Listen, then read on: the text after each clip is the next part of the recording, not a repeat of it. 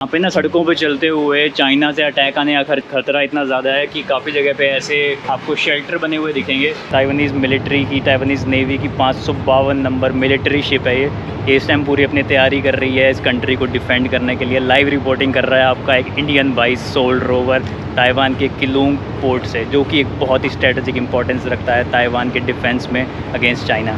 मैं जिस भी ताइवानीज़ से मिला ना, तो जो इंग्लिश बोल सकते थे, मैंने उनसे पूछा कि भाई चाइना के बारे में आप क्या सोचते हो, क्योंकि न्यूज़ में बहुत हम लोग सुनते रहते हैं कि भाई चाइना कभी भी अटैक कर सकता है। सब लोग यही कहते हैं कि भाई हम डरे हुए हैं, हम बहुत ज़्यादा डरे हुए हैं, हर एक ताइवानीज़ डरा हुआ है। आज की वीडियो में हम बात करेंगे इसी डर की, और मैं एक लाइव रिकॉर्डिंग, लाइव स्ट्रीमिंग आपको देने वाला हूँ एक ऐसी जगह से जो कि ताइवान के डिफेंस में बहुत ही ज़्यादा स्ट्रेटेजिक इंपॉर्टेंस रखती है। ये है पोर्ट ऑफ किलुंग, जिसकी बारे में, जिसकी स्टोरी मैं आज आपको बताने वाला हूँ। बहुत ही इम्पोर्टेंट स्टोरी होने वाली है ये, ठीक है।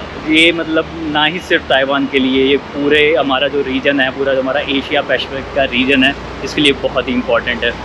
तो यहाँ पे ना आपको बहुत सी बोट्स डॉक दिखाई देंगी। देखो जैसे ये वाली बोट है, ये है ताइवान ROC कोस्ट गार्ड, और ये वाली जो ग्रे कलर की बोट है ये है ताइवानीज़ मिलिट्री की, ठीक है, नेवी की। तो ये जो ROC कोस्ट गार्ड है, ROC का मतलब हुआ यहाँ पे रिपब्लिक ऑफ चाइना। जी हाँ, ताइवान भी अपने आप को चाइना ही कहता है, ठीक है, पर ये मानते हैं कि हम हैं ट्रू चाइना, और जो मेनलैंड चाइना है वो नकली चाइना है, ठीक है, क्योंकि वो एक कम्युनिस्ट चाइना है। लेकिन ये अपने आप को कहते हैं कि हम हैं रिपब्लिक ऑफ चाइना। इसलिए यहाँ की जो कोस्ट गार्ड की बोट है उसके ऊपर भी यही लिखा हुआ है ROC China, republic of coast guard China, ठीक है, republic of China coast guard, ठीक है। और उसके उधर हमारी खड़ी है मिलिट्री की बोट, जिसमें काफ़ी सारी मिलिट्री के लोग भी मुझे अभी दिखाई दे रहे हैं, ठीक है। और यहाँ पे ये वाला पोर्ट इतना ज़्यादा इंपॉर्टेंट है, क्यों है वो भी मैं आपको बताता हूँ। लेकिन मैं अभी पिछले 2-3 दिन से यहाँ पे रुका हुआ हूँ, और यहाँ पे मिलिट्री बोट्स की इतनी ज़्यादा मूवमेंट है, मतलब रोज़ दिन इतनी बोट्स आती जाती रहती हैं कि मुझे लगा यार कि इस चीज़ को भी मुझे दिखाना चाहिए अपने किसी वीडियो में कि कितना इम्पॉर्टेंट है ये पोर्ट ताइवान के लिए। तो अभी जिस शहर में मैं हूँ इसका नाम है किलुंग। किलुंग लोकेटेड है बिल्कुल नॉर्दर्न मोस्ट पार्ट में ताइवान के, और ये पार्ट इसलिए इम्पोर्टेंट हो जाता है, ये पोर्ट इसलिए इम्पोर्टेंट हो जाता है क्योंकि भाई अगर आप जो मैप पे लोकेशन देखोगे, तो जब अगर अटैक आता है चाइना, मेनलैंड चाइना की तरफ से, लेट्स से शंघाई की तरफ से या फिर बीजिंग की तरफ से, तो ये पोर्ट सबसे पहला पोर्ट होगा जो कि या तो डिफेंस करेगा या फिर अटैक करेगा, ठीक है। जो मतलब पहला पॉइंट ऑफ कांटेक्ट होगा ना, पहली लड़ाई होगी वो उसी की होगी, और जो पहली लड़ाई जीतता है ना वही लास्ट की लड़ाई जीतता है। हालांकि देखो सब लोग जानते हैं कि ताइवान का डिफेंस, ताइवान चाइना के सामने कुछ नहीं स्टैंड करता।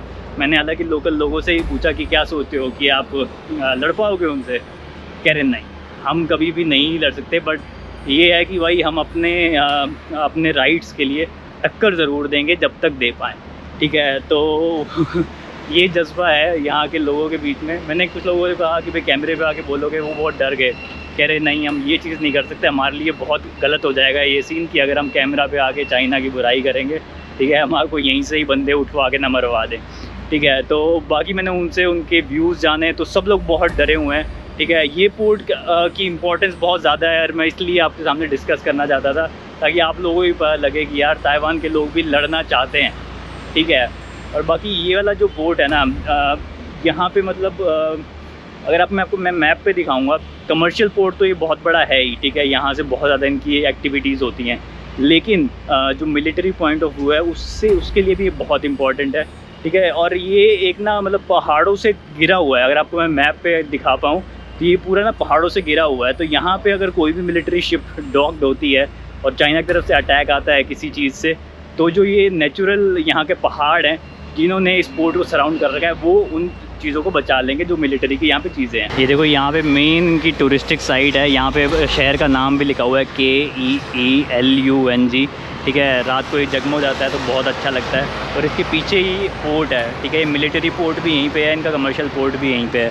लेकिन यहाँ पे इन लोगों ने काफ़ी निशान लगा रखे हैं कि भाई ड्रोन अलाउड नहीं है, परमिट चाहिए आपको ड्रोन उड़ाने के लिए। नॉर्मली वैसे ताइवान में परमिट नहीं चाहिए होता, क्योंकि लेकिन ये लोकेशन इतनी ज़्यादा सेंसिटिव है, इतनी ज़्यादा इंपॉर्टेंट है मिलिट्री पॉइंट ऑफ व्यू से, कि इन्होंने यहाँ पे भी ड्रोन को बैन कर रखा है, लेकिन वैसे काफ़ी टूरिस्टिक जगह है, ठीक है। लेकिन यहाँ पे आप जहाँ भी देखोगे आपको कुछ ना कुछ मतलब मूवमेंट आपको दिख जाएगी। वो पीछे वहाँ पे कस्टम्स का ऑफिस बना हुआ है, लेकिन उसके आगे भी देखो ये कोस्ट गार्ड की बोट्स खड़ी हुई हैं, फिर उधर मिलिट्री की बोट्स खड़ी हुई हैं, और उसके उधर मैं भी देखता हूँ मुझे एंट्री मिलती है, क्योंकि मेन जो इनकी मिलिट्री की बोट्स हैं, जो सारी वेसल्स हैं, जिसमें काफ़ी इनकी डिस्ट्रॉयर्स भी आती हैं, काफ़ी इनकी डिफेंडर आती हैं, ठीक है, और काफ़ी इनकी सबमरीन्स भी हैं, जो अंडर वाटर सबमरीन्स चलती हैं, वो भी यहाँ पे डॉक्ड होती हैं। अब किस जगह पे होती हैं खैर सबमरीन तो मैं नहीं देख पाऊँगा, मे भी हो सकता है कि लिटिल बिट अगर ऊपर आई हुई हो तो दिख जाए, लेकिन वहाँ पे मुझे उस साइड पे दिख रही हैं कि काफ़ी ज़्यादा इनके डिस्ट्रॉयर और जो डिफेंडर जो शिप्स होती हैं, जो प्रॉपर मिलिट्री की अटैक शिप्स होते हैं, वो वहाँ पे खड़े हुए हैं। मैं कोशिश करता हूँ घूम के थोड़ा सा और पास जाने की, लेकिन बहुत ज़्यादा पास भी नहीं जा सकता, पता लगे मेरे को ये एक समझ के कुछ गलत बंदा समझ के यहीं डर ना लें। मैं ज़रा एक वो चक्कर काट रहा हूँ, साथ साथ मैं आपको थोड़ी सी इसकी और स्टोरी एक्सप्लेन करता रहता हूँ, बताता हूँ कि किलोंग पोर्ट क्यों इतना इम्पोर्टेंट है। ये देख लो, ये ROC कोस्ट गार्ड की बोट है, मैं काफ़ी पास आ गया। ये किलोंग कस्टम्स का ऑफिस बना हुआ है, किलोंग इस शहर का नाम हो गया। ऊपर देखो ताइवान का फ्लैग भी लगा हुआ है, ठीक है। ये यहाँ पे इनकी बोट्स खड़ी हुई हैं 2, लेकिन अभी भी यहाँ पे काम चलता रहता है। अगर आप इसमें भी देखोगे तो अंदर आपको मिलेंगे जो सैनिक है, कोस्ट गार्ड हो गए, या फिर जो पीछे इसके मिलिट्री की शिप खड़ी है, अभी आपको वो भी दिखाता हूँ। उसके अंदर मिलिट्री के जवान कुछ ना कुछ ड्रिल्स वगैरह प्रैक्टिस करते रहते हैं, या सामान लोड अनलोड काम इनका चलता रहता है कुछ ना कुछ। बाकी वो ऊपर देखो वो किलोंग का बोर्ड भी लगा हुआ है, यहाँ पे बड़ा बड़ा लिखा हुआ है किलोंग, ठीक है। और ये देखो ये लिखा हुआ ROC कोस्ट गार्ड, काफ़ी बड़ी बोट है भाई। यहाँ पे देख लो ये 2 बोट खड़ी हैं, एक का नंबर है 551 और एक का 552। ये देख लो भाई ताइवानीज़ मिलिट्री की, ताइवानीज़ नेवी की 552 नंबर मिलिट्री शिप है ये इस टाइम पूरी अपनी तैयारी कर रही है इस कंट्री को डिफेंड करने के लिए। लाइव रिपोर्टिंग कर रहा है आपका एक इंडियन बाइस सोल्ड रोवर ताइवान के किलोंग पोर्ट से, जो कि एक बहुत ही स्ट्रेटजिक इंपॉर्टेंस रखता है ताइवान के डिफेंस में अगेंस्ट चाइना। यहाँ पे ना सड़कों पे चलते हुए चाइना से अटैक आने का खतरा इतना ज़्यादा है कि काफ़ी जगह पे ऐसे आपको शेल्टर बने हुए दिखेंगे, ठीक है। यहाँ पे निशान लगा रखे, राइट साइड में जाओ तो ये शेल्टर इसलिए यहीं कभी एयर से हमला हो रहा होगा तो कुछ शेल्टर बनाया हुआ है जहाँ पे लोग जाके छुप सकते हैं और अपने आप को बचा सकते हैं। तो ये ऐसे आपको जगह जगह पे मिल जाएंगे, खासकर बड़े शहरों में। इस शहर में ज़्यादातर मिलेंगे क्योंकि यहाँ पे बहुत ज़्यादा रिस्क रहता है कि सबसे पहले अटैक होगा तो यहीं पे ही होगा। तो भाई ये किलोंग पोर्ट, ये वाला पोर्ट हमारा, इसकी इम्पोर्टेंस ना 2 चीज़ों की वजह से बहुत ज़्यादा है। जो पहला इसका जो इम्पोर्टेंस आती है वो आती है कमर्शियल लेवल पे, क्योंकि जैसा कि मैंने आपको बताया कि ये पोर्ट नॉर्दर्न मोस्ट पोर्ट है, ठीक है। और यहाँ पे मतलब अगर किसी कंट्री को ताइवान को काटना है ना, मतलब इनकी इकोनॉमी को गिराना है, तो वो क्या करेंगे, इनका ट्रेड रोकेंगे, ठीक है। लेकिन ये जगह एक ऐसी है जो ताइवान को कंट्रोल देता है ईस्ट चाइना सी के ऊपर। मतलब यहाँ पे रह के यहाँ के जो कोस्ट गार्ड है, यहाँ की जो नेवी है, वो पूरे ईस्ट चाइना सी पे नज़र रख सकती है। साथ ही में जो यहाँ पे एक ताइवान स्ट्रेट है, जो चाइना और ताइवान के बीच से जो पूरा रास्ता निकलता है, पानी का रास्ता निकलता है, उसको स्ट्रेट बोलते हैं, तो इसको ताइवान स्ट्रेट बोलते हैं। तो यहाँ से रह के ताइवान की जो नेवी है वो पूरा नज़र रख सकती है ताइवान स्ट्रेट के ऊपर भी। तो इन केस अगर कोई हमारे को जैसे मतलब चाइना इन पर अटैक करना चाहता है और उसके बाद इनके ट्रेड को इफ़ेक्ट करना चाहता है, तो वो इनका ट्रेड की ब्लॉकेट लगाएगा ताकि यहाँ पे लोग पैसा ना आ पाए, यहाँ से लोग इम्पोर्ट एक्सपोर्ट ना कर पाएँ, एक तरीके से देश पूरा कट जाए। तो इस वजह से इस पोर्ट की काफ़ी अहमियत हो जाती है कि यहाँ से आप कमर्शियल एक्टिविटीज़ को रिकॉर्ड कर सकते हैं।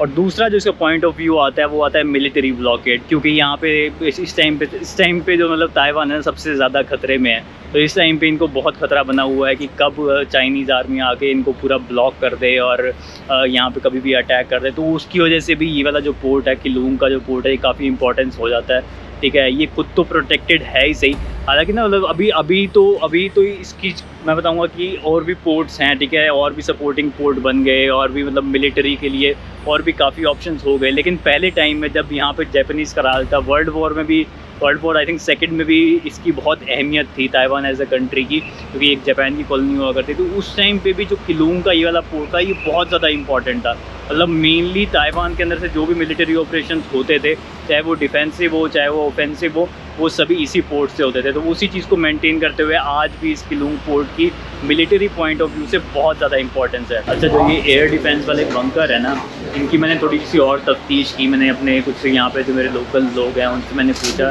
तो उन्होंने बताया कि यार ये सब ना बहुत पुराने बने हुए हैं, लगभग 100-200 साल पुराने बने हुए हैं, उससे ज़्यादा पुराने हैं कहीं और ये सब उस टाइम के हैं, वर्ल्ड वॉर के टाइम के, ठीक है, जब यहाँ पे जापानी का राज था और यहाँ पे अमेरिकन। अरे बहुत शोर आ गया है, थोड़ा आगे जाके बताता हूँ। ये नाइट मार्केट का एरिया आ गया हमारा।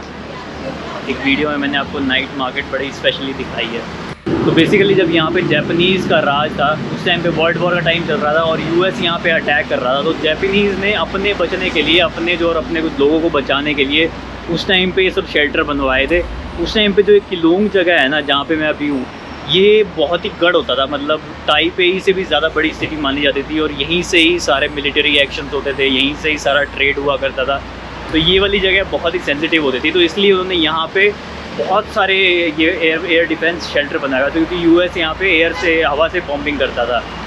लेकिन मैंने उनसे पूछा कि भाई अब इनका क्या हो गया, अब ये सारे कहाँ गए? तो उन्होंने बताया कि लगभग 700 के करीब यहाँ पे बनाए गए थे, लेकिन मोस्टली उनमें से जो अब हैं वो प्राइवेट लोगों ने कब्जा कर लिया है। तो और उसमें सामान वामान रखने के लिए लोगों ने अपने जगह बना ली है और कईयों में अंडरग्राउंड मार्केट भी लगती है। बाकी मैंने इससे पूछा कि अगर मान लो चाइना का अटैक होता है यहाँ पे तो क्या वो चीज़ यूज़ हो पाएगी? तो कह रहे हाँ, मतलब प्लान तो यही है कि अगर कभी ज़रूरत पड़ती है तो इन लोगों तो हम ये वाले बंकर्स भी इस्तेमाल कर सकते हैं। बाकी मैंने कुछ लोकल से ही बात की। अभी मैं कल एक लैंग्वेज एक्सचेंज में गया हुआ था जिसमें मेरे को कुछ ताइवानीज़ लोगों से बोलना चालना हुआ। हम लैंग्वेज अपनी एक्सचेंज कर रहे थे, मैं उनको इंग्लिश सिखा रहा था, वो मुझे थोड़ी बहुत ताइवानीज़ सिखा रहे थे, मतलब मैंडरिन सिखा रहे थे। तो मैंने उनसे पूछा, डर के वजह सवाल पूछा ये, मैं कहा यार कि आप लोग क्या करते हो? आप डरते हो कि मतलब किस टाइम पे क्या हो जाए, किस टाइम पे अटैक हो जाए और किस टाइम पे आपकी जान चली जाए? वो भी कह रहे ये इनएविटेबल है, देखो कभी ना कभी तो होना ही है। कह रहे लेकिन ना अब हम थोड़ा सा इससे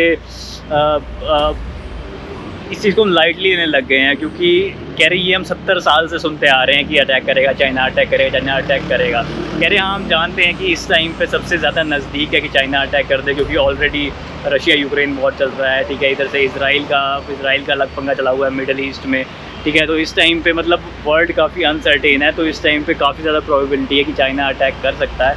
लेकिन कह रहे हम ऐसी अफवाहें बहुत पहले से सुनते आए हैं और इस टाइम पे आते आते हमारा अब ये बन चुका है कि अब जो होगा, ठीक है, हम लोग कुछ नहीं कर सकते। हम लोग अपने आप को थोड़े मे भी कुछ दिन तक डिफेंड कर सकते हैं और उसके बाद हम मतलब उम्मीद करते हैं कि और जो ये सुपर पावर्स बनती हैं, चाहे यूएस हो गया, चाहे कोई और कंट्री हो गया, वो हमारी मदद के लिए आएगा। तो ऐसा है यहाँ के लोगों का मानना। लेकिन कह रहे यार हम चिल करते हैं यार, हम ज़्यादा टेंशन नहीं लेते, ठीक है, टेंशन करके भी हमारे को क्या मिल जाएगा, जो होना है वो तो होना ही है ना। तो ये है यहाँ के लोगों का मानना। बाकी लोग वैसे मुझे यहाँ के बहुत अच्छे लगे, बहुत ही खुशनुमा मिजाज के लोग हैं, ठीक है, बहुत ही फ्रेंडली वेलकमिंग है। मेरे को अभी तक सुनने में आता था कि मतलब कई बार मैंने न्यूज़ में सुना कि इंडियंस के लिए ताइवानीज़ काफ़ी वो है रेसिस्ट, लेकिन मुझे भी उम्मीद थी कि यहाँ पे आके मुझे भी कुछ रेसिज्म का सामना शायद करना पड़ेगा, लेकिन लकीली 1% भी नहीं। मतलब ऐसा भी नहीं है कि मुझे बीइंग इंडियन को स्पेशल ट्रीटमेंट मिलता हो, लेकिन किसी ने मेरे को इंडियन सुन के मुझे कुछ गलत भी बिहेव नहीं किया कि मुझे किसी चीज़ के पैसे ज़्यादा बताए हों या फिर मुझे लाइन से निकाल दिया हो या फिर मुझे कुछ चीज़ ना करने दी हो। तो मतलब एक as a normal foreigner tourist मेरे को ट्रीट किया गया, और जो कि बहुत अच्छी बात है। तो मैं तो नहीं मानता कि सुनी सुनाई बातें, हालांकि हो सकता है कि कुछ लोगों के साथ कुछ गलत एक्सपीरियंस रहा हो, एज अ रेसिज्म फेस किया हो। वैसे मैंने सुना था कि जो लोग यहाँ पे काम करने आते हैं उनके साथ ऐसा बिहेव किया जा रहा था, लेकिन टूरिस्ट के लिए ऐसी कोई दिक्कत नहीं है। तो मैं बोलूँगा ताइवान बहुत ही ज़्यादा सेफ़ कंट्री है और बहुत ही ज़्यादा मतलब टूरिस्ट फ्रेंडली कंट्री भी है, क्योंकि हालांकि यहाँ पे सब चीज़ें मैंडरिन में यूज़ होती है, लेकिन यहाँ पे इंग्लिश भी बहुत ज़्यादा यूज़ होती है। तो ज़्यादातर आपको हर बसेस के नाम, ठीक है, हर जगह के नाम, हर रेस्टोरेंट में मेन्यू आपको इंग्लिश में भी मिल जाएगा, ठीक है। लोग भी हल्की हल्की इंग्लिश समझ लेते हैं, तो आपको कम्युनिकेशन करने में ज़्यादा दिक्कत नहीं आती। बाकी यहाँ पे सारी ऐप्स भी चलती हैं, मतलब गूगल का मैप्स हो गया, इंस्टाग्राम हो गया, ठीक है। हालांकि इनकी अपनी ऐप्स भी हैं, लेकिन ये सब ऐप भी बिल्कुल सही आपको इन्फॉर्मेशन दिखाती हैं, तो टूरिस्ट के लिए ट्रैवल करना बहुत ही आसान हो जाता है, ठीक है। तो ये थी मेरी एक कवर स्टोरी जो मैंने कोशिश की कि जो ताइवान की जो मिलिट्री है, नेवी है, कैसे डिफेंस के लिए तैयार कर रही है अपने आप को चाइना से अटैक के लिए। तो ये थी आज की स्टोरी। बाकी आई होप आज का ये वीडियो आपको इन्फॉर्मेटिव और अच्छा दोनों लगा होगा। वीडियो अच्छा लगा होगा तो लाइक कर देना, शेयर कर लेना, कमेंट करके बताना ज़रूर है कि लगा कैसा। बाकी फिर से मुलाकात होगी नेक्स्ट वीडियो में, तब तक के लिए take care, bye bye, sayonara from Keelung, Taiwan.